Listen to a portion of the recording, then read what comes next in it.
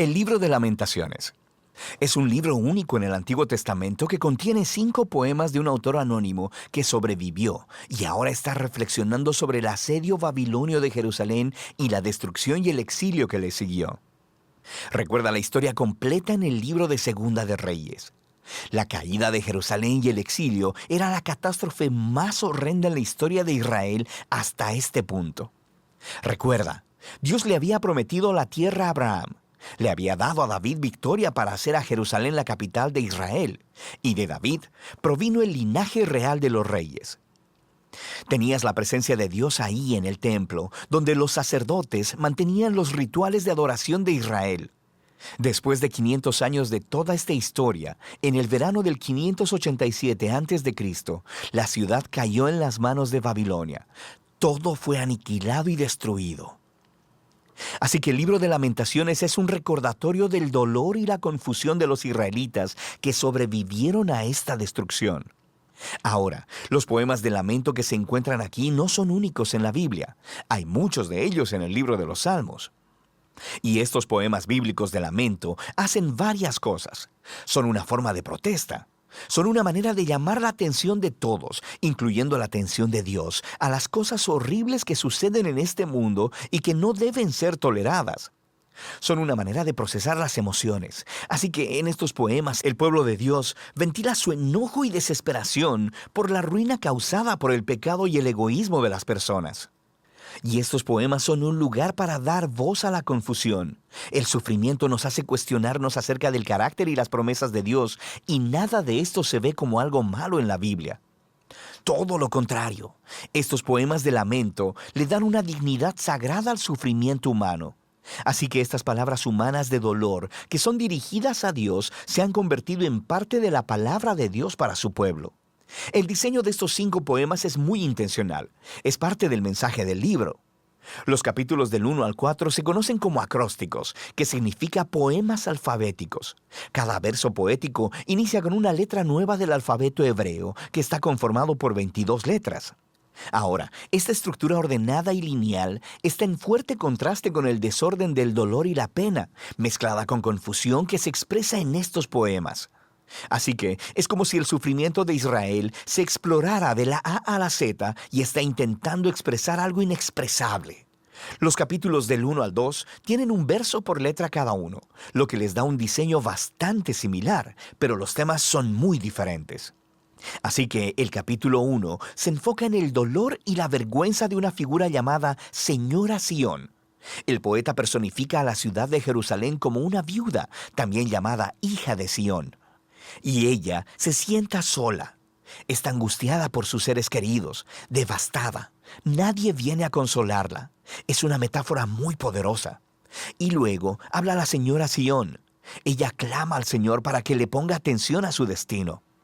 Y a través de esta imagen, el poeta está mostrando que la destrucción de la ciudad trajo un nivel de trauma psicológico en los israelitas que solo puede ser expresado como la experiencia de un funeral y la muerte de un ser amado.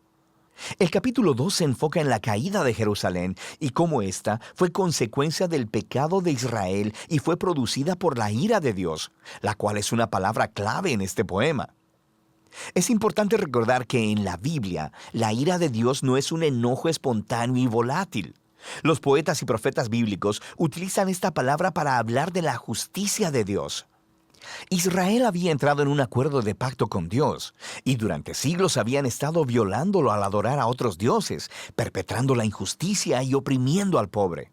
Y sí, Dios es lento para airarse, pero Él eventualmente se aira por la maldad humana, y Él traerá su justo enojo en la forma de un castigo. En el caso de Jerusalén, esto implicó permitir que Babilonia viniera y conquistara la ciudad. Así que este poema está reconociendo que la ira de Dios está justificada. Pero esto no impide que el poeta se lamente y le pida a Dios que muestre compasión una vez más. El capítulo 3 rompe este patrón de diseño al tener 3 versos por letra, así que es el poema más largo del libro. Y la voz que se escucha es la de un hombre solitario hablando desde su sufrimiento y dolor como representante de todo el pueblo. Y lo interesante es que este capítulo está lleno de lenguaje tomado de otras partes del Antiguo Testamento, de los lamentos de Job y de otros salmos de lamento importantes, e incluso de los poemas del siervo sufriente en Isaías. Y el poeta ve su dificultad como una clase de justicia de Dios, como dice el capítulo 2.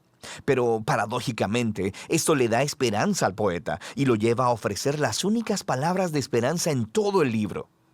El gran amor del Señor nunca se acaba y su compasión jamás se agota. Cada mañana se renuevan sus bondades, muy grande es su fidelidad.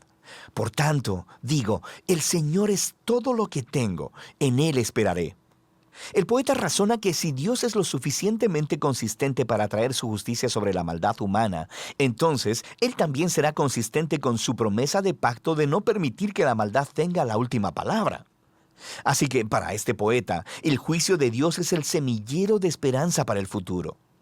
El capítulo 4 regresa a la misma estructura alfabética de los capítulos 1 y 2, y es una vívida y perturbadora descripción del asedio por 2 años en Jerusalén. Y contrasta cómo las cosas solían ser en Jerusalén del pasado y lo terribles que se han convertido durante el asedio. Los niños solían reír y jugar en las calles, pero ahora mendigan comida. Los ricos solían comer manjares lujosos, pero ahora comen lo que sea que puedan encontrar en el polvo. Y los líderes reales solían estar llenos de esplendor, pero ahora están hambrientos, sucios e irreconocibles. Y el rey ungido del linaje de David ha sido capturado y arrestado. Así que el poder del poema viene del impacto de estos contrastes y está explorando la profundidad del sufrimiento que Israel trajo sobre sí misma. Ahora, el poema final es único porque rompe con el patrón de diseño. Es igual de largo que los otros poemas alfabéticos, pero sin orden. Es como si el poeta no pudiera soportarlo más y su dolor ha explotado en un caos. El poema es una oración comunitaria por la misericordia de Dios. Israel le ruega a Dios que no ignore su sufrimiento ni los abandone.